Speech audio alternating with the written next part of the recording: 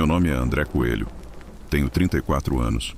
Sou de Itajubá, Minas Gerais, mas hoje moro em São Paulo, na Zona Norte. Em 2019, passei por uma das fases mais difíceis da minha vida. Estava desempregado, tinha acabado de sair de um relacionamento conturbado e minha única opção foi aceitar um aluguel barato em um prédio antigo na Vila Maria. O apartamento era o 302, no terceiro andar de um prédio construído nos anos 70. Pequeno, com um quarto, sala conjugada, cozinha apertada e um banheiro com azulejos antigos e rachaduras no teto. Era o que cabia no bolso. Achei que ia conseguir me reorganizar ali, no silêncio. No primeiro dia, tudo pareceu normal. Levei minhas caixas, liguei meu computador, organizei o quarto. Silêncio absoluto no andar. Nem passos, nem vozes. Era como se os vizinhos não existissem, mas eu agradeci por isso. Estava cansado demais para me importar. Na primeira noite, acordei com um barulho estranho. 3 batidas secas, não muito fortes. Pareciam vir do cano de gás, ali na cozinha. Marquei o horário mentalmente, 3h17 da manhã. Fiquei ouvindo por um tempo, mas não voltou. Voltei a dormir tentando acreditar que tinha sido o vento, ou algum vizinho noturno. Na segunda noite, o mesmo som. 3 toques. Idênticos. Novamente às 3h17. Aquilo começou a me incomodar de verdade. Levantei, fui até a cozinha. Fiquei parado em frente ao fogão com a luz acesa. O prédio ainda em silêncio absoluto. A única coisa diferente foi que o relógio de parede da cozinha havia parado. Justamente às 3h17. Troquei a pilha no dia seguinte. Funcionou normalmente o dia inteiro. À noite, fiquei acordado, observando. E outra vez, às 3h17, ele parou. E os 3 toques vieram de novo. Na quarta noite, tudo se repetiu. Só que dessa vez, os toques não vieram da cozinha. Vieram da porta do banheiro. Naquela madrugada, o som das batidas foi tão nítido que não houve espaço para dúvida. Vieram da porta do banheiro. 3 pancadas espaçadas, como se alguém batesse devagar, esperando ser notado. O ar do apartamento ficou mais pesado. Não havia vento. Não havia qualquer outro som. Só aquelas 3 batidas e o ponteiro do relógio parado. Mais uma vez, às 3h17. Fiquei sentado na cama por longos minutos. Não levantei. Apenas fiquei ali, olhando fixamente para a porta entreaberta, esperando que ela se mexesse sozinha. Não aconteceu nada. Mas o que me marcou foi o silêncio posterior. Um silêncio que parecia denso demais. Como se o ar estivesse preso. Como se os próprios sons tivessem medo de sair. Na manhã seguinte, decidi afastar esse tipo de pensamento. Tentei me distrair. Fui até uma padaria mais longe do bairro, só para sair do clima do prédio. Comprei pão, café, sentei na varanda.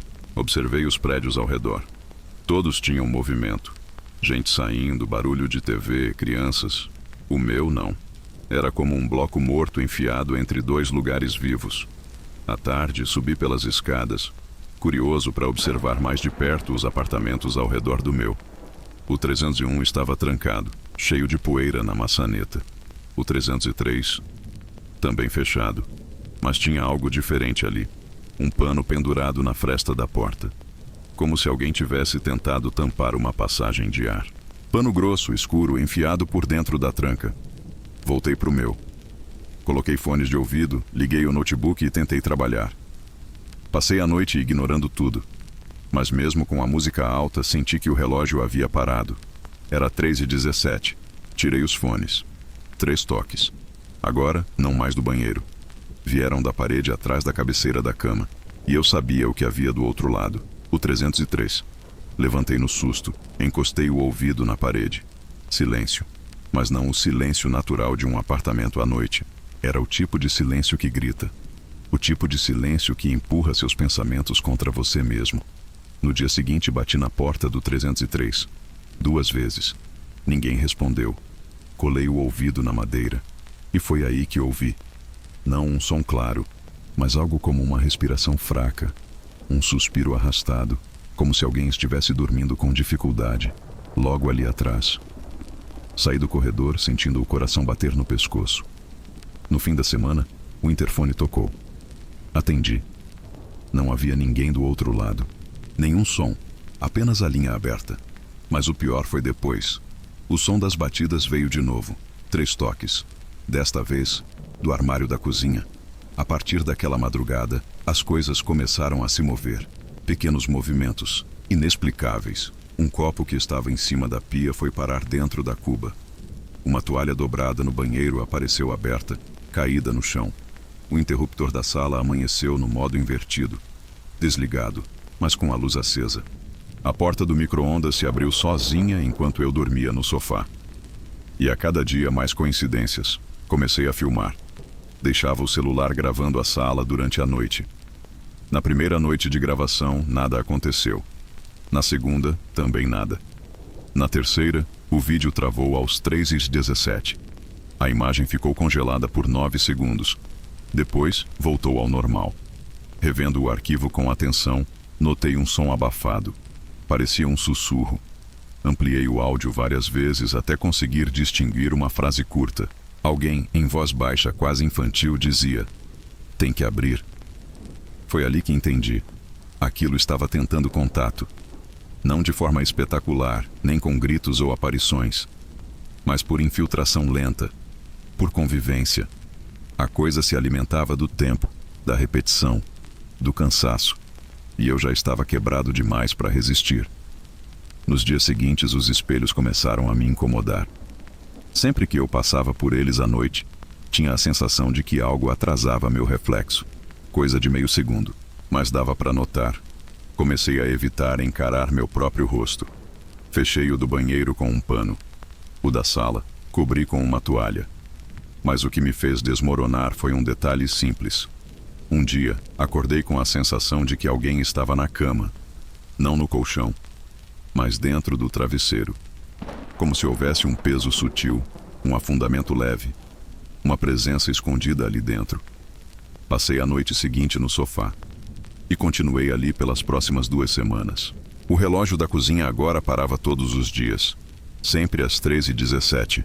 Com pilha nova ou velha. Não importava. A luz do corredor queimou e nunca mais acendeu, mesmo depois de trocar a lâmpada. A janela da sala rangia todas as madrugadas, mesmo sem vento. E o pano enfiado na porta do 303 sumiu. No lugar, uma folha de papel. Amarelada, dobrada no meio, sem envelope. Abri com mãos tremendo. Havia apenas 3 palavras, escritas em letra tremida. "Você já abriu." E fiquei com aquele bilhete nas mãos por um tempo que não soube medir. Não havia som ao redor. Nem carro passando na rua, nem vizinhos, nem televisão distante. Era como se o mundo inteiro tivesse segurado o ar só para eu entender o que aquilo significava. "Você já abriu?" Mas o quê? Quando? Guardei o bilhete dentro de um dos livros da estante. Um gesto automático, como quem tenta esconder uma ideia. Naquela noite, tomei 2 comprimidos de melatonina, coisa que raramente fazia. Queria dormir. Queria passar por cima daquela madrugada. Mas acordei suado, no escuro, com o corpo virado para o lado da parede. A parede do 303. As batidas vieram de novo. 3 toques. Um intervalo, depois mais 3, e mais 3. Como se alguém estivesse tentando manter um ritmo, um código. Mas o que me fez levantar de vez não foi o som. Foi o cheiro. Um cheiro doce e azedo, como carne esquecida misturada com perfume barato. Era sutil, mas ia crescendo, e vinha da tomada da sala. Sim, da tomada. Como se algo por dentro da parede estivesse apodrecendo. A partir daquele ponto, comecei a perder o controle. Esqueci compromissos, perdi prazos. Me peguei andando pela casa com o celular na mão, sem saber por que o havia pego. Olhava o tempo passar e, mesmo assim, o relógio da cozinha sempre parava às 3h17. Mesmo sem pilha, mesmo sem estar pendurado. Tirei-o da parede, coloquei numa gaveta. 1 hora depois, ele reapareceu no mesmo lugar. Pregado de novo, marcando o mesmo horário. E com a mesma marca de dedo escuro no vidro, comecei a evitar a cozinha, evitar o banheiro, evitar o espelho, evitar dormir. Mas a casa não me deixava fugir. O apartamento era pequeno demais para me esconder. Cada canto já tinha sido tocado por aquilo. Cada parede, cada móvel, cada silêncio. No 303, continuei ouvindo sons espaçados, respiração lenta, arrastar de pano. Uma vez, juro, ouvi algo como um copo cair. Mas quando desci para falar com o zelador, ele só me encarou e disse que ninguém havia se mudado para lá. Esse apartamento tá vazio há anos, moço. Não respondi. Voltei para cima com as pernas bambas. O pano, o bilhete, os toques, tudo. E ninguém ali. Na noite seguinte, cochilei no sofá. Acordei com uma luz acesa vinda do banheiro. Eu havia coberto o espelho. Mas o pano não estava mais lá. Levantei devagar. Andei até a porta. No espelho, uma frase escrita em traços finos, como se tivessem sido feitos com o dedo molhado. Agora ele te vê. Naquele momento, tomei uma decisão. Desmontei o computador, guardei os cabos, coloquei tudo em caixas. Liguei para uma amiga e pedi para ficar uns dias no AP dela. Disse que precisava sair do meu.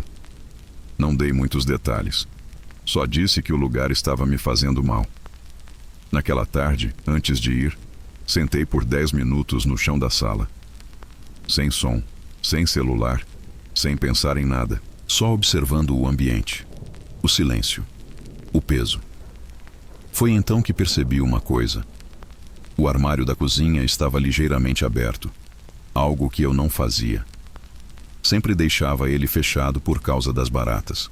Me aproximei com cuidado, e dentro dele, no fundo, entre panelas antigas, havia um envelope amassado, pardo, sem remetente, sem destinatário. Dentro, uma única fotografia. Era uma imagem velha, desgastada, de má qualidade. Mostrava a sala do apartamento 302. A mesma sala em que eu estava. Pelo azulejo emocional do canto físico, mas havia uma diferença. Talvez tudo ao mesmo tempo. A porta do 303 fechar minhas caixas. Levei só o essencial. Deixei pratos, parecido panos, uma pessoa, parte da roupa. Me olhava de dentro do Queria escuro, sair dali com o mínimo apagado, possível de vínculo. Apenas uma sombra como quem abandona um corpo contaminado. E na borda inferior da foto, fechei a porta devagar, com caneta, tentando não fazer barulho, como se tivesse medo de acordar algo. Guardei a foto Entreguei as chaves na portaria, não deveria ter ido embora sem olhar para trás. Mas também sabia que na casa da minha deixá-la ali. Dormi pela primeira vez em semanas. Pedaço de papel o sono veio pesado, mas não limpo. Sonhei com o apartamento, com o 303. Acordei suando, com o travesseiro encharcado. No sonho, eu ouvia os mesmos toques.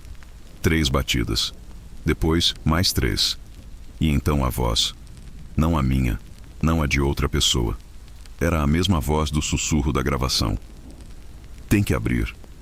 Passei 3 meses fora dali. Durante esse tempo, a vida começou a retomar algum ritmo.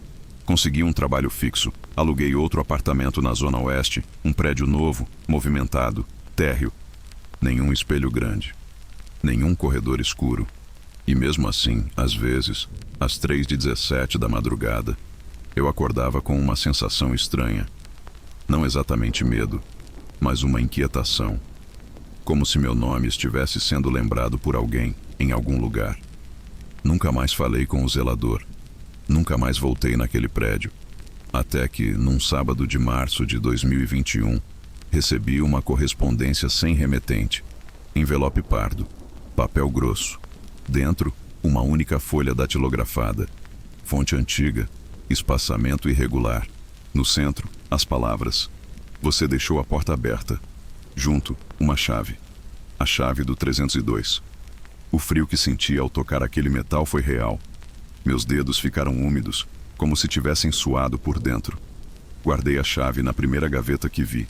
Fechei e tentei esquecer. Mas o que a gente deixa para trás, às vezes, continua andando atrás da gente. Na semana seguinte, a campainha do meu novo apartamento tocou. Eram 3h17 da manhã. Não havia ninguém do lado de fora.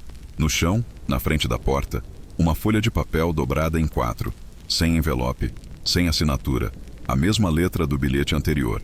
O 303 está aberto agora. Desde então, evito falar sobre isso. Mudei de número, mudei de endereço, mudei de cidade. Nunca mais aluguei imóveis antigos, nunca mais morei em andares altos. E mesmo assim, às vezes, acordo no escuro sentindo que tem alguém do outro lado da parede.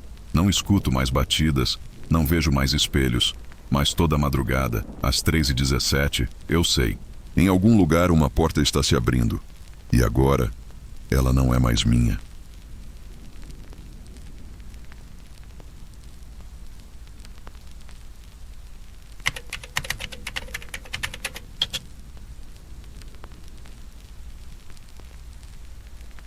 Meu nome é Álvaro Ribeiro. Fui investigador da Polícia Civil do Estado de Minas Gerais por 28 anos. Trabalhei em tudo quanto é tipo de caso: homicídio, tráfico, roubo, desaparecimento. Viu de tudo. Aposentei em 2016. E se tem uma coisa que aprendi nesse tempo todo é que, mesmo quando o caso parece ter uma explicação, quase nunca ela é completa. A história que vou contar não consta em boletim. Não foi arquivada, nem registrada oficialmente. O que aconteceu comigo em 2018, quando eu já estava fora da ativa, eu nunca contei em voz alta. Não inteiro, porque até hoje não consigo explicar direito. Tinha uma chácara no interior, na região de Bom Despacho. Lugar simples, herança de família, usado só para pesca e descanso. Mas era longe. 2 horas de estrada de terra, um açude pequeno no fundo e uma casinha de alvenaria com 2 cômodos e varanda. Isolado, sem vizinhos, sem sinal. Costumava ir para lá de vez em quando, principalmente em época de seca. Era o tipo de lugar que você vai para ouvir o silêncio. Nunca tive medo de mato, nem de ficar sozinho. Até aquela vez. Tudo começou com um telefonema. Era o filho de um antigo colega da delegacia. Disse que o pai tinha falecido e que encontrou alguns documentos velhos entre as coisas dele. Um deles tinha meu nome anotado, com o endereço da chácara. O papel, segundo ele, falava sobre um caso pendente. Não deu mais detalhes.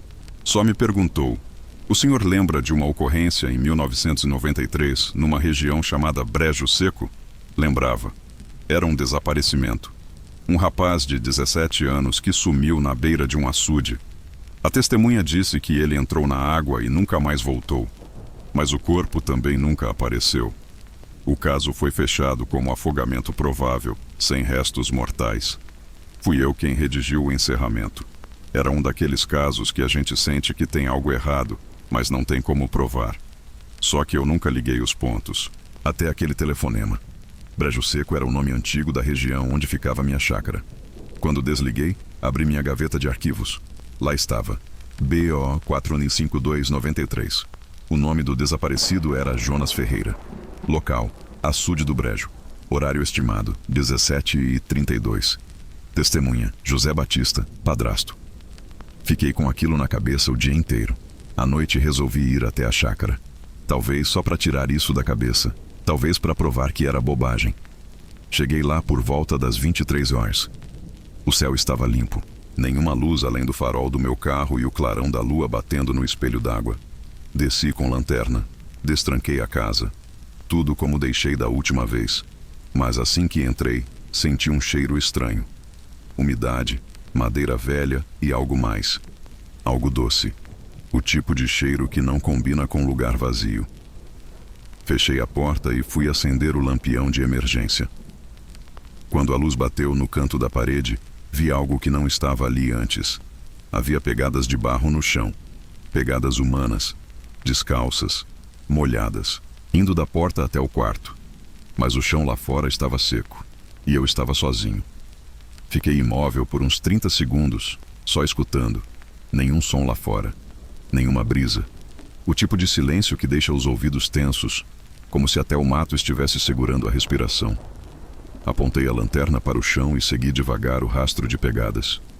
Começavam na porta de entrada e iam direto até o quarto, como se alguém tivesse entrado logo antes de mim. Pegadas descalças, estreitas, mas bem marcadas. Barro escuro, molhado, como se alguém tivesse saído de dentro do açude e andado até ali. Mas o curioso era que elas não pingavam. Não havia respingo, só a marca do pé. Sequência perfeita, sem borrão, como se tivessem sido carimbadas ali. Cheguei até a porta do quarto. Estava entreaberta.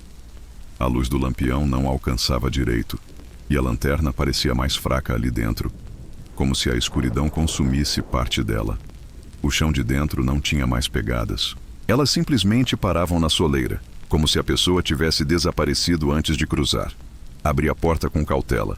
O quarto era simples: uma cama de solteiro, um armário velho e uma prateleira com algumas garrafas vazias. Nada mexido, mas o cheiro doce se intensificou.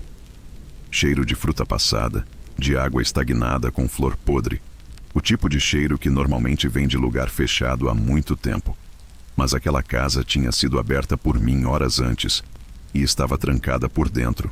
Voltei até a sala e tentei pensar com clareza.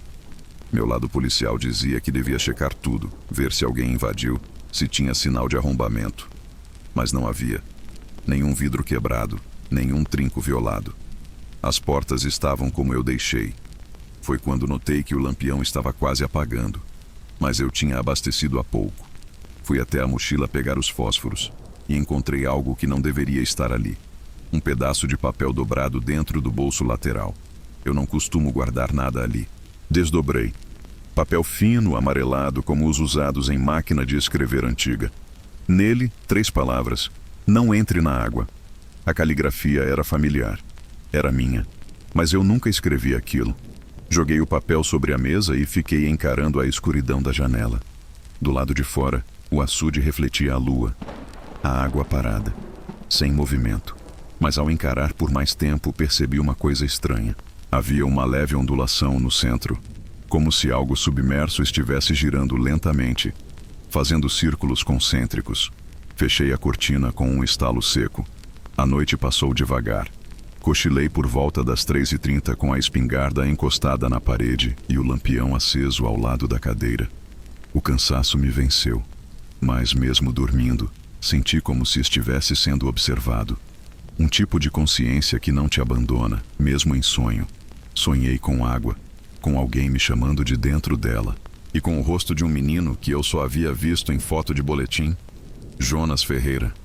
Quando acordei, o lampião estava apagado e a porta do quarto trancada por dentro. Levei alguns segundos para processar o que estava vendo. A maçaneta da porta do quarto virada para baixo, o trinco encaixado por dentro. Só eu tinha a chave. E eu não havia trancado. Bati levemente com o punho fechado. Nada. Virei o trinco devagar. Testei a força. Travado. Voltei à cozinha, peguei uma chave de fenda e arrombei com jeitinho o batente antigo. A porta abriu com um estalo curto. O quarto estava vazio. Tudo no mesmo lugar, exceto por uma coisa. A cama estava molhada. Lençol, travesseiro, parte do colchão. Úmido. E o barro não estava mais no chão da sala. Voltei até lá, revirei a mesa, o chão, até passar por cima do papel que havia encontrado na noite anterior. O papel agora tinha outra frase escrita abaixo da primeira. Em letra miúda, corrida como se tivesse sido feita às pressas. Ele não quer ser esquecido.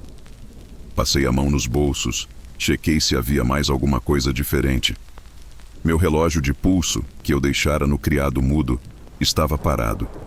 Marcava 17h32, o horário exato do desaparecimento registrado no boletim de 1993. Tentei racionalizar. Talvez um animal tenha entrado, talvez uma infiltração, talvez um truque da mente. Mas nada se encaixava. O tipo de umidade, o padrão das pegadas, a progressão dos acontecimentos. Eu conhecia bem o terreno. Sabia que o açude tinha uns 3 metros de profundidade, com lama grossa no fundo. Nenhum corpo afunda e desaparece por completo num lugar assim. Sempre sobra algo. Uma peça de roupa, um tênis boiando, uma alga manchada. Mas em 1993 não sobrou nada. Naquela manhã, fui até a beira do açude. Fiquei parado por um tempo com os braços cruzados, observando a superfície imóvel. Um pássaro passou voando. Sumiu no céu. Nenhuma folha se mexia. Andei pela margem devagar, dando uma volta ampla. Foi então que vi uma marca no barranco, na parte mais úmida, como se algo arrastado tivesse saído de dentro da água. 4 linhas paralelas, como dedos, como garras. Segui a marca até uma moita, mas ela desaparecia na grama seca. Me abaixei, tentei examinar mais de perto.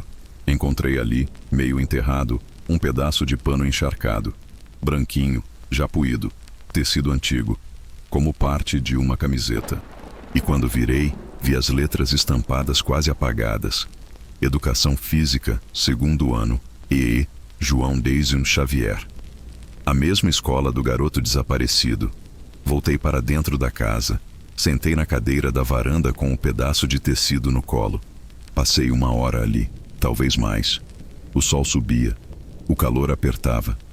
Mas por dentro, um frio constante. Liguei o rádio velho que deixava no armário. Sintonizei em AM, estática. Girei o botão lentamente até cair numa frequência que parecia ter alguma coisa. Vozes baixas, muito baixas. Uma conversa quase sussurrada, irreconhecível. E entre os chiados, uma palavra se repetia com clareza crescente. Jonas, Jonas, Jonas. Desliguei na hora. Guardei o tecido num saco, fechei a casa e entrei no carro. Dirigi por quase 30 minutos em silêncio até parar no acostamento. Senti a garganta seca, o corpo tenso. Tentei controlar a respiração. Era como se algo tivesse grudado em mim. Como se eu não tivesse saído de lá sozinho. Parei o carro na sombra de uma árvore. Fiquei ali olhando o mato alto ao redor, tentando entender o que ainda me prendia àquele lugar. Já vi de tudo na carreira. Corpos mutilados, desaparecimentos sem sentido, confissões falsas, pistas plantadas. Mas nunca senti o que senti naquela casa. Nunca levei o trabalho para dentro da alma. Sempre deixei o peso na delegacia. Até agora. Respirei fundo e decidi voltar à cidade. Dirigi direto até a antiga delegacia de Bom Despacho. Hoje é um posto administrativo, menor, com pessoal novo. Pedi para consultar os arquivos antigos, sem dar muitos detalhes. Me deixaram sozinho na sala dos fundos, cheia de pastas velhas e etiquetas desbotadas. Achei a gaveta com o nome 1993. Lá estava. BO 452-93. Desaparecimento. Nome do menor. Jonas Ferreira, testemunha. José Batista, padrasto. Li o depoimento de novo. Ele dizia que o garoto havia corrido em direção ao açude para se refrescar, mergulhado e não voltado mais. Nenhum grito, nenhum pedido de ajuda. Disse que procurou por meia hora antes de acionar a polícia. Na ficha, uma observação feita à caneta por mim mesmo, anos atrás. Inconsistência nos horários. O padrasto relata tempo de busca incompatível com a chegada da viatura. Na época, isso não parecia suficiente para abrir uma linha de investigação mais agressiva. Mas agora, com tudo que vi e senti na chácara, aquela nota ganhava outro peso. Pedi para ver fotos antigas da ocorrência. Encontrei uma imagem tirada da margem do açude, no final do dia. O corpo do garoto não estava ali, claro. Mas havia algo no fundo da imagem que me chamou a atenção. Na parede externa da casa, do lado da janela, havia uma inscrição na parede. Um símbolo. 4 linhas verticais, ligadas no topo por uma curva fechada, formando algo parecido com um portão ou arco, riscado com carvão. Eu não lembrava daquilo, mas sabia que não estava mais lá quando herdei a casa. Anotei o símbolo num papel. Guardei junto com o tecido da camiseta. No caminho de volta, decidi que não voltaria mais à chácara. Pelo menos não à noite. Não sozinho. Era como se a casa tivesse engolido parte do passado e, agora, regurgitasse fragmentos pela minha presença. Chegando em casa, deixei o envelope com o tecido e o desenho do símbolo em cima da mesa. Tentei me distrair, ler, ouvir rádio. Mas a cabeça não desligava. Fui dormir por volta das 23h. Acordei às 5h17 da manhã com a televisão ligada na sala. Mas eu moro sozinho. Fui até lá. A tela estava cheia de estática. Não havia nenhum controle remoto por perto. O som alto, sufocante. Antes que eu desligasse por um instante, a imagem estabilizou. Mostrou o açude, a margem, a água parada. E por menos de um segundo, um garoto parado de costas olhando para mim. Pele clara, ombros magros, cabelos encharcados e uma camiseta branca com letras quase apagadas nas costas. Educação Física, segundo ano, EE, João 10, Xavier. A tela apagou. E então, a casa inteira ficou escura. A luz da rua havia caído. Mas eu sabia que aquilo não era um apagão. Era um aviso. Fiquei parado na sala, no escuro, por vários minutos.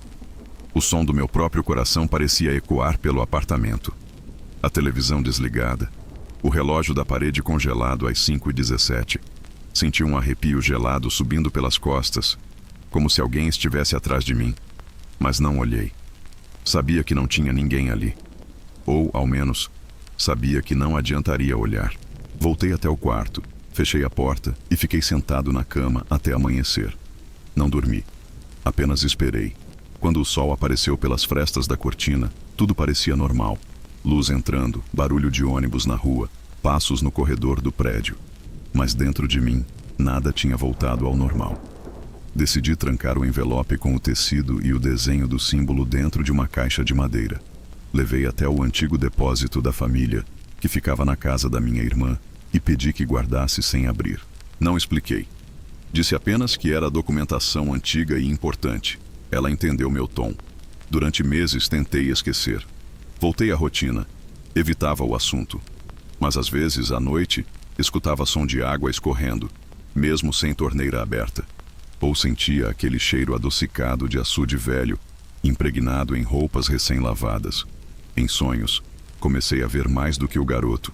Comecei a ver o homem, o padrasto, José Batista. Seu rosto aparecia sem traços, como uma máscara molhada, derretida. No sonho, ele segurava algo nas mãos. Sempre o mesmo objeto, uma corda fina, escurecida pela água. E ao fundo, o som de bolhas. Foi nesse período que recebi uma carta pelo correio. Sem remetente, sem selo visível. Dentro, apenas uma folha de caderno arrancada, com escrita infantil. Ele ainda tá lá. Ele não sabe que morreu. Não voltei mais à chácara. Deixei o mato tomar conta. Vendi o terreno anos depois, por um preço simbólico. Nunca mais falei do caso com ninguém. Queimei os papéis, as cópias do boletim, até mesmo as anotações feitas à mão que guardei por tanto tempo. Mas nunca consegui queimar a sensação. Hoje em dia, quando passo perto de um açude, mesmo de longe, sinto uma pressão no peito, um incômodo quase físico, e às vezes, em noites de chuva, acordo com as mãos úmidas, como se tivessem acabado de sair da água. Se alguém me perguntar oficialmente, o caso BO 452-93 foi encerrado, sem corpo, sem crime, sem culpado. Mas para mim, o caso nunca fechou, porque no fundo, eu sei, Jonas Ferreira nunca saiu da água.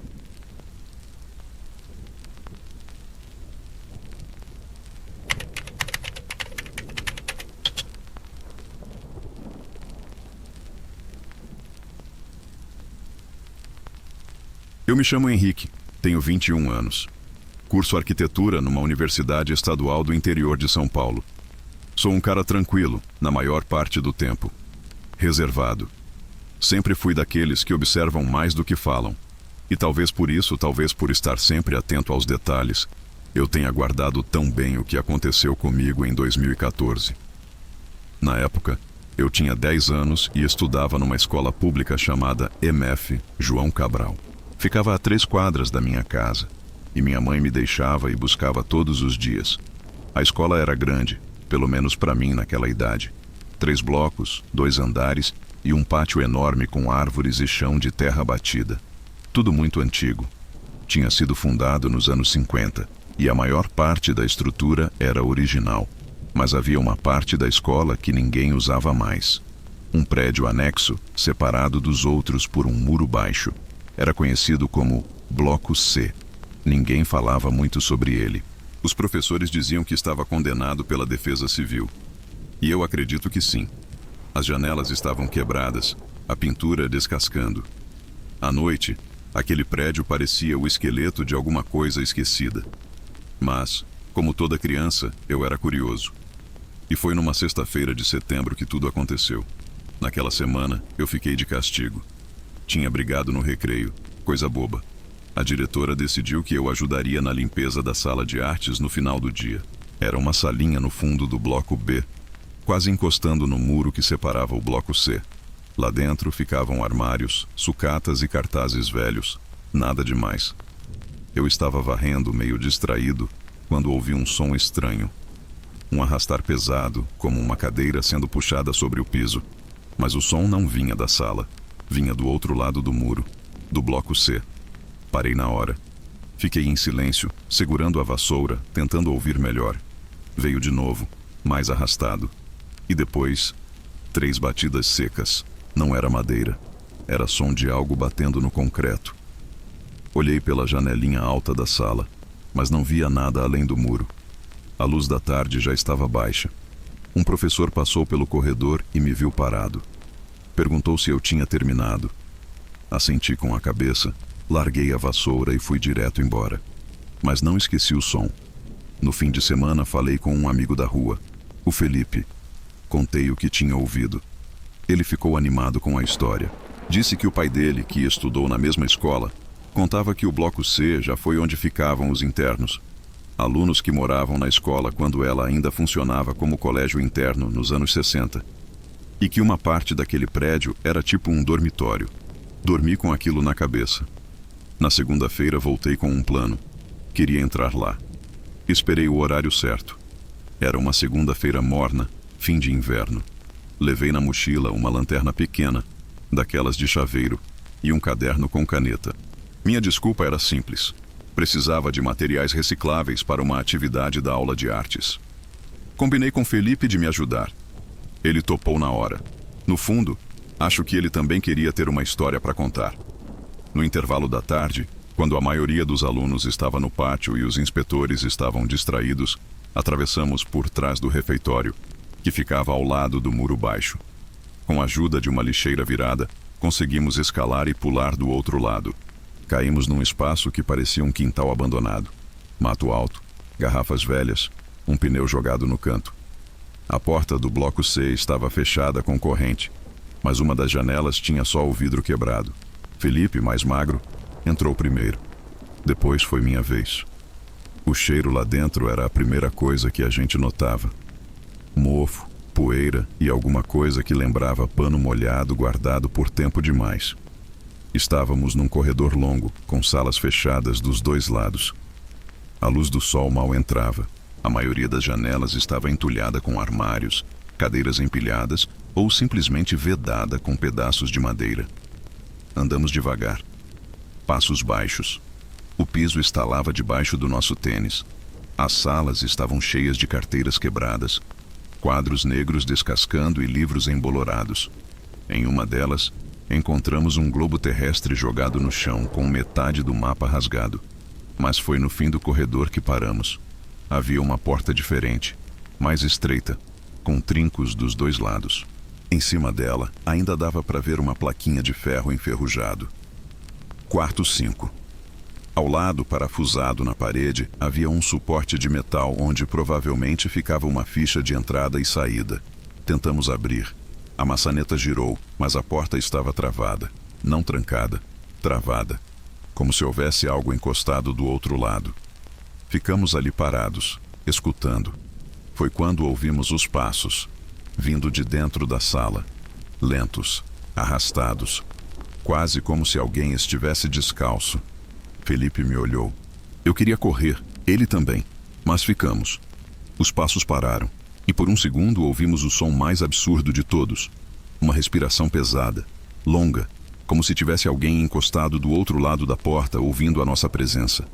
Depois um leve som de unha, ou objeto pontiagudo, riscando a madeira. Fomos embora correndo. Pulamos o muro sem olhar para trás. Nem lembramos do recreio ter acabado. Só voltamos para a sala suando, ofegantes. Fingimos que nada tinha acontecido. Mas à noite, em casa, deitado, pensei naquela porta, na placa e no som da respiração. Lembrei que nos corredores da escola nunca havia quarto 5, nenhuma outra porta com número. E foi aí que entendi que o quarto 5 não devia estar ali. Na manhã seguinte, Felipe fingiu que nada tinha acontecido. Eu também. A gente se cruzou na entrada da escola, mas não falou sobre o bloco C. Era como se, ao sairmos de lá, tivéssemos deixado alguma parte da coragem presa do lado de dentro. Mas por dentro, a coisa estava longe de ter acabado. Eu continuava pensando na respiração atrás da porta, no som de algo raspando a madeira, e na placa. Quarto 5. Comecei a reparar nas plantas da escola que ficavam no mural do corredor. Havia um desenho do prédio, um mapa geral com as salas de aula, Os banheiros, o pátio. Nada ali indicava a existência de um bloco C, muito menos de um quarto 5. O prédio estava omitido, como se nunca tivesse feito parte da estrutura oficial. Na biblioteca, procurei por registros antigos. Havia livros de atas, fotos da fundação, jornais velhos. Encontrei uma edição de 1972 com uma matéria sobre a inauguração da ala interna. Dizia que a escola receberia alunos da zona rural para ensino integral. Haveria dormitórios, refeitório e área de disciplina isolada. Bloco de permanência, mas o termo foi logo abandonado. A edição seguinte, já de 1974, anunciava a desativação da ala por questões operacionais. Nenhuma explicação direta. Na sexta-feira daquela mesma semana, a professora de artes me pediu para buscar uma caixa com material antigo no almoxarifado. Fui sozinho. O almoxarifado ficava nos fundos da escola, perto do mesmo muro que separava os blocos. Quando saí de lá, por impulso, caminhei até o canto da escola que dava vista lateral para o bloco C. Foi aí que vi. Uma janela do andar de cima estava aberta. E por um segundo, não mais que isso, tive certeza de que havia alguém me olhando. Não consegui ver o rosto. Era uma silhueta, parada, imóvel.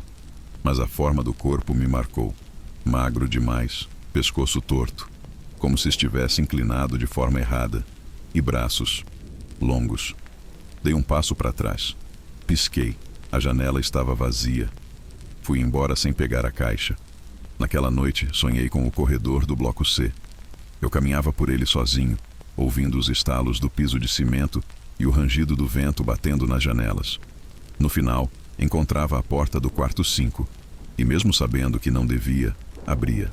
Do lado de dentro, só um colchão velho no chão, e uma criança sentada com o rosto coberto por um pano escuro. A criança me chamava pelo nome, sem mexer a boca. A voz saía do espaço ao redor, e dizia: "Você também vai ficar." Acordei com o coração disparado, o lençol encharcado de suor. Mas o que mais me marcou foi o detalhe final do sonho. A criança usava o uniforme da minha escola, mas era um modelo antigo, igual ao da foto de 1972.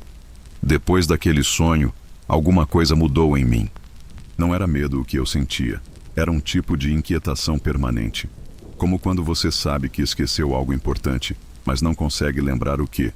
Passei os dias seguintes evitando passar perto do muro, mas em todo canto da escola, eu tinha a sensação de que alguém me observava.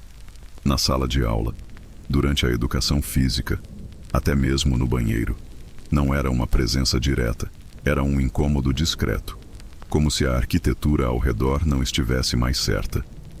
Felipe ficou estranho também. Não falava sobre o que vimos. Às vezes, desviava o olhar quando eu tentava tocar no assunto, como se ele tivesse medo de abrir espaço para lembrar. No fim do mês, algo aconteceu. A diretora chamou todos os alunos para uma pequena cerimônia de homenagem. A escola havia perdido um antigo servidor, um senhor que havia trabalhado como zelador ali por mais de 30 anos. Disseram que ele tinha falecido em casa, dormindo. Seu nome era Osmar. Quando mostraram a foto dele em um mural improvisado na entrada, senti algo revirar dentro de mim. Era ele. O mesmo homem que eu já tinha visto na infância, andando pelos corredores da escola nas tardes vazias. Sempre de boné, sempre com um molho de chaves na cintura. Lembrei de já tê-lo cumprimentado, e de como ele nunca sorria. Foi então que reparei num detalhe da imagem impressa. Ao fundo da foto, bem atrás do Sr. Osmar, havia uma porta de madeira pintada de azul claro, com uma plaquinha metálica. Quarto 5. Era uma foto antiga, envelhecida, e mostrava o interior do bloco C, o corredor onde tínhamos estado. Mas o que me arrepiou de verdade foi o reflexo no vidro da moldura. Um vulto, no canto inferior, meio borrado. Pequeno demais para ser um adulto, mas alto demais para ser um aluno comum. E a cabeça não estava na posição certa. Fiquei parado olhando aquilo por vários minutos. Naquela noite, decidi escrever tudo o que lembrava. Cada detalhe do dia em que entrei naquele bloco. Cada som, cada cheiro, cada visão. Guardei o caderno no fundo da gaveta, junto com uma ficha antiga da escola que encontrei colada atrás de um armário do almoxarifado. Nela, um nome riscado com força, como se alguém tivesse tentado apagar. Aloísio M.S. Internato. Entrada: 1404-1973. Saída: nenhuma data de saída, nenhuma observação, nenhum registro posterior. Era como se aquele nome tivesse sido deixado ali, só para lembrar que um dia alguém entrou e nunca mais saiu. Depois de encontrar aquele nome, Aloísio M.S., comecei a prestar atenção nos silêncios ao meu redor. Silêncios não são vazios, são recados. E dentro daquela escola, especialmente nas tardes de sexta-feira, o silêncio carregava um peso que ninguém parecia disposto a enfrentar. Guardei o caderno com as anotações junto com a ficha. Nunca mais falei com Felipe sobre o assunto. Nós nos afastamos com o tempo. Era como se aquele episódio tivesse nos vinculado por dentro, mas nos separado por fora. Terminei o ensino fundamental naquele mesmo ano. Fui transferido no ano seguinte para uma escola menor, por mudança de bairro. Nunca mais voltei à MF João Cabral, mas o Bloco C ficou comigo. Anos depois, já no ensino médio, passei de ônibus em frente à antiga escola. Por reflexo, olhei na direção onde ficava o muro. O Bloco C não estava mais lá. Tinham derrubado. No lugar, um jardim novo, com bancos e um parquinho colorido. Mas eu sabia que lugar nenhum desaparece assim, que as paredes foram embora, mas os corredores continuam, em algum lugar, de alguma forma. E às vezes, quando sonho, estou de volta lá. O mesmo corredor, a mesma porta, o mesmo número. Quarto 5. E eu estou do lado de fora, com a mão na maçaneta, sabendo que, se eu abrir, alguma coisa termina de vez. Mas a porta, no sonho, nunca se abre. Ela só respira.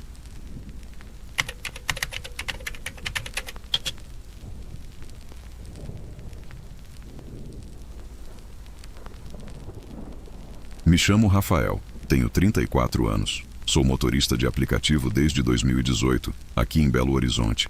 Já rodei madrugada, final de semana, dia de chuva, véspera de feriado. Você acaba se acostumando a muita coisa. Passageiro bêbado, cliente fugindo de confusão, casal brigando no banco de trás. Nada mais surpreende depois de um tempo. Ou, pelo menos, era o que eu achava. A corrida mais estranha que eu já fiz não teve gritaria. Não teve assalto, não teve pancada, mas ainda hoje, anos depois, é a única que eu lembro em silêncio, sem saber exatamente o que aconteceu, nem porquê. Foi numa quarta-feira à noite, perto das 23 horas. Chovia fraco. Eu estava finalizando o dia, com uns 170 acumulados, já pensando em encerrar. A corrida apareceu quando eu estava parado num posto da AVE, Valdomiro Lobo, região norte. Era um ponto estranho para a chamada. Um beco sem saída, com nome de rua que eu nunca tinha ouvido antes. Mas a tarifa estava boa. 36 para um trajeto de 25 minutos. Topei. O nome no app era LF, sem foto. O destino, uma área rural logo depois do bairro Jaqueline. Já levei gente para sítio, casa afastada, clínica. Não era incomum. Só estranhei o silêncio do passageiro. Não enviou mensagem. Nem tô aqui, nem tô indo. Cheguei no local indicado às 23h15. Era um beco de chão batido com um poste de luz oscilando no fim. A chuva caía leve, mas o mato alto nas laterais deixava o lugar parecendo esquecido. Reduzi a velocidade. Nenhuma casa com luz acesa. Nenhuma alma viva. Esperei 2 minutos. Toquei a buzina uma vez. Nada. Antes que eu pudesse cancelar, o passageiro enviou uma mensagem. Já vi você. Tô entrando. Olhei no retrovisor. Ninguém. Virei para trás. Nada. A porta traseira direita então se abriu sozinha. Devagar, com um barulho abafado de trinco. E por um segundo, só um segundo, pensei ter visto alguém entrar. Mas quando olhei no espelho interno, o banco continuava vazio. Mesmo assim, a corrida foi iniciada automaticamente, sem que ninguém encostasse no celular. Fiquei parado por alguns segundos, tentando entender se tinha clicado em algo por acidente. Peguei o celular, revisei a tela. Corrida em andamento. Mostrava o trajeto iniciado com o destino final a mais de 10 quilômetros dali, num ponto que eu nunca tinha visto no mapa. Ainda assim, o banco de trás seguia vazio. Virei de novo, luz interna acesa, nenhum objeto, nenhuma presença. E mesmo assim, a porta tinha se fechado sozinha. Trava eletrônica. O tipo de som que você reconhece fácil quando trabalha com isso. Quando alguém entra, mesmo que não fale, o carro muda. O ar muda. Mas ali, tudo estava igual. Imóvel, frio. Pensei em cancelar, mas algo em mim disse para seguir. Talvez para entender, talvez para provar que era só coisa da minha cabeça. Peguei a avenida principal e entrei na estrada que levava sentido Ribeirão das Neves. O caminho era cheio de subidas, terrenos baldios e ruas mal iluminadas. Durante os primeiros 5 minutos, fiquei em silêncio, tentando não olhar o retrovisor. Mas é impossível. Seu cérebro quer confirmar o que o instinto já sabe. E então, lá pelos 7 ou 8 minutos de viagem, comecei a sentir algo diferente. O ar dentro do carro ficou pesado, como quando alguém entra molhado. Um cheiro úmido, de roupa guardada, mas não era forte. Era estranho porque parecia vir de dentro do estofado.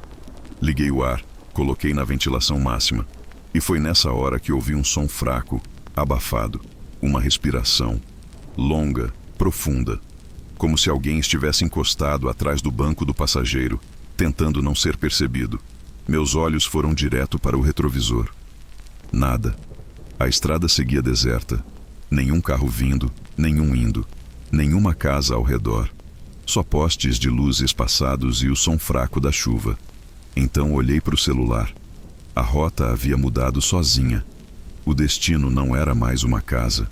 Era um ponto no meio de uma zona de mata com o nome Fazenda Dourada, acesso lateral. Nunca tinha visto isso. Nunca aceitei corrida sem endereço. E o pior, o nome do passageiro tinha sumido. No lugar de LF, aparecia apenas convidado. Tentei pausar o trajeto. A tela travou. Toquei no botão de encerrar corrida. Nada. Nem o botão de emergências funcionava. A estrada ficou mais escura. E no banco de trás, a respiração continuava. A respiração era constante. Não ofegante nem agitada. Parecia paciente. Como alguém que não estava com pressa. Como alguém que já estava onde queria estar. Reduzi a velocidade e olhei para os lados. Não havia sinal de retorno. Apenas estrada de terra batida, árvores dos dois lados e o som dos pneus mordendo o cascalho úmido. Peguei o celular do suporte. Tentei desligar o aplicativo. Nada. Tela travada. O tempo da corrida seguia rodando, mesmo sem conexão visível. Parei o carro. Engatei a marcha ré. Antes que eu pudesse tirar o pé do freio, ouvi o estalo da trava das portas. Todas as portas, ao mesmo tempo, trancadas. Tentei abrir o meu trinco, travado.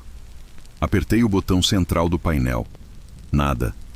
A respiração atrás de mim ficou mais próxima. Não era forte, mas tinha um ritmo irregular, como se houvesse esforço, como se cada inspiração puxasse mais que ar, como se algo sugasse o ambiente em volta, e não apenas oxigênio. Eu tremia, mas não gritei. Não sou de gritar. Só respirei fundo e apertei o botão da buzina. Por instinto. Um som agudo cortou o silêncio da mata. Por 2 segundos, a estrada pareceu responder com um eco. Mas não era um eco. Era um som de volta. Do lado de fora. Passos na lateral do carro. Arrastados, na terra molhada. Olhei para a janela do passageiro. Nada. Mas os passos continuavam, dando a volta ao redor do veículo. Como se alguém observasse. Como se medisse a estrutura. E depois, silêncio. 1 segundo depois, o rádio ligou sozinho. Volume baixo. Uma estação fora do ar. Entre os chiados, uma voz fraca, quase infantil, sussurrou meu nome. Rafael. Olhei para o retrovisor pela última vez. Ainda vazio. Mas o banco estava molhado. O banco de trás estava molhado. Não muito, mas o suficiente para encharcar o centro do estofado como se alguém estivesse sentado ali. Encharcado, quieto. O detalhe mais estranho era que a umidade tinha formato. Não era irregular, não era mancha. Era como o contorno de um corpo. Respirei fundo e desliguei o rádio. A voz havia sumido, mas a estática permanecia. Tentei abrir a janela, mas os vidros não respondiam. Tranquei o volante, engatei a primeira marcha e acelerei. A estrada de terra seguia estreita, mas era minha única saída. Ou pelo menos eu pensava. Segui por mais 5 minutos sem nenhuma mudança na paisagem. O mapa no celular continuava congelado, mostrando um ponto fixo. Fazenda Dourada, acesso lateral, que nunca parecia se aproximar. O cronômetro da corrida marcava 003417 e não saía disso. Foi quando reparei na tela central do carro, onde normalmente aparecia o nome da música do Bluetooth ou a estação do rádio. Agora havia uma frase em letras brancas sobre fundo preto: chegando ao destino. Abaixo, um campo onde deveria aparecer o nome do passageiro. Mas não estava vazio. Estava meu nome. Rafael de Souza, como registrado na minha conta do aplicativo. E abaixo, um aviso que eu nunca tinha visto em nenhum app. Corrida irreversível, rota selada. Minhas mãos gelaram. Aquilo não era um bug. Não era uma falha de sistema. Era outra coisa. Estacionei no acostamento de terra e desliguei o carro. Tudo ficou em silêncio. Foi aí que ouvi novamente. 3 batidas. Lentas. Secas. Vindas do porta-malas. Saltei do carro com a chave ainda na ignição. Tranquei as portas manualmente pelo lado de fora. O ar estava pesado. Parado. A chuva fina continuava. Fiquei parado atrás do carro por alguns segundos, com a mão sobre a maçaneta do porta-malas. As batidas cessaram, mas uma palavra, em voz muito baixa, veio de dentro. Chegamos. Abri o porta-malas. Estava vazio. Mas o fundo, forrado de carpete, tinha um nome rabiscado com um dedo sujo de terra molhada. Meu nome. Fiquei parado olhando para o fundo do porta-malas por tempo demais. A chuva engrossava devagar e a terra começava a formar poças ao redor dos pneus. O nome estava ali, escrito com pressa, letras meio tremidas. Rafael de Souza. Fechei o porta-malas com força, entrei de novo no carro e dei ré. As portas destravaram sozinhas no momento em que entrei. Não toquei em nada. Só liguei o motor e comecei a voltar o caminho. Mas alguma coisa estava errada. A estrada já não era a mesma. Ela estava mais fechada. Como se as árvores tivessem se aproximado. Como se o espaço estivesse se comprimindo em volta. E a chuva. Agora batia no vidro como se tivesse peso demais. Cada gota parecia uma pancada. Passei uns 15 minutos tentando achar o caminho de volta. Mas a estrada continuava repetindo os mesmos trechos. Um mesmo poste com uma fita vermelha. Uma curva à esquerda com um buraco. Uma árvore caída com marcas de pneu. Como se eu estivesse rodando dentro de um espaço que não queria me soltar. Foi quando a notificação apareceu no celular. Sem som. Só um aviso no topo da tela. Corrida encerrada. O mapa reapareceu e meu ponto piscava no exato local onde eu estava. Não havia mais destino. Não havia mais nome de passageiro. Havia só um tempo. 0, 0, 0, 0, 0. E uma mensagem embaixo. Obrigado por conduzir. Dei meia volta com tudo que me restava de sanidade. Fui acelerando sem pensar, sem olhar para trás, sem me importar com a lama, com o sinal, com mais nada. Quando finalmente encontrei as luzes da cidade ao longe, senti o corpo relaxar sozinho, como se algo tivesse me soltado. Cheguei em casa às 2 da manhã. Desliguei o carro. A respiração que me acompanhava desde o início parou. Fiquei parado no volante por quase 10 minutos, sem saber se aquilo tudo tinha sido real, sonho ou algum tipo de colapso. Na manhã seguinte, revisei o histórico do aplicativo. Não havia corrida registrada naquele horário. Nenhum LF, nenhum convidado, nenhum trajeto àquela região. Nada, como se nunca tivesse acontecido. Mas havia uma coisa. Na aba de mensagens, uma conversa nova. Só uma frase, sem foto, sem remetente. Você levou ele até onde precisava. Agora continue. Apaguei o app. Troquei de celular. Troquei de carro 3 meses depois. Mas de tempos em tempos, durante uma corrida comum, o GPS falha por alguns segundos. E quando reconecta, o destino pisca por menos de 1 segundo no topo da tela. Fazenda Dourada. Acesso lateral. e o nome do passageiro aparece só como convidado. Nos dias que seguiram, dormi pouco. Toda vez que fechava os olhos, via o banco traseiro. Não havia rosto, nem corpo, nem sangue. Mas o peso da presença continuava, como se alguma parte do que entrou no carro naquela noite ainda estivesse ali. Não no carro, mas em mim. Contei uma versão resumida para um colega de ponto, mais por nervoso do que por coragem. Ele riu. Disse que já ouviu coisa parecida, mas que, com cansaço e sono, a gente vê até parente morto dando tchau. Sorri de volta, mas não respondi. Não era isso. Com o tempo, voltei a dirigir.